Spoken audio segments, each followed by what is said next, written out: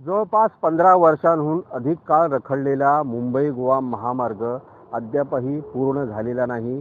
डिसेंबर 25 पर्यंत हा मार्ग पूर्ण होईल असं सांगण्यात आलं होतं.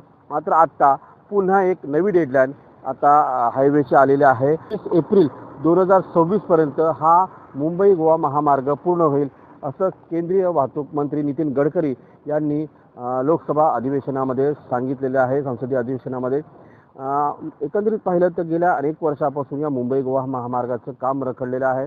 भूमी अधिग्रहण असेल किंवा अन्य कारणांमुळे हा मुंबई गोवा महामार्ग रखडलेला आहे. कंत्राटदाराच्या हलगर्जीपणामुळे देखील हा मुंबई गोवा महामार्ग रखडलेल्या अवस्थेत होता. अद्यापही या महामार्गाचं काम अपूर्णच आहे.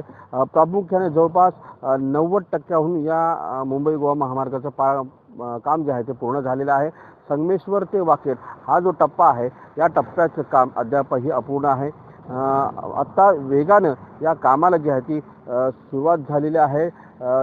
26 एप्रिल पर्यंत हा महामार्ग पूर्ण करण्यात येईल असं नितीन गडकरी यांनी म्हटलेलं आहे. एकंदरीत पाहिलं तर मुंबई गोवा महामार्ग जर लवकर पूर्ण झाला तर मुंबई ही कोकणाच्या आणखी जवळ येईल.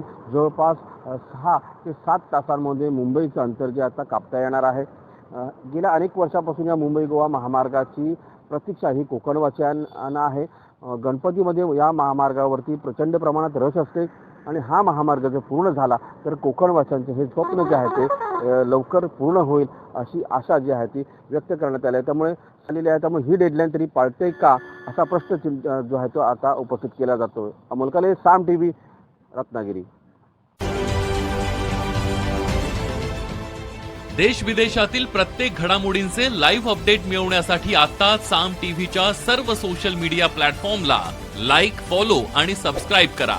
तसंच सर्व नोटिफिकेशनसाठी बेल आयकॉन प्रेस करायला विसरू नका.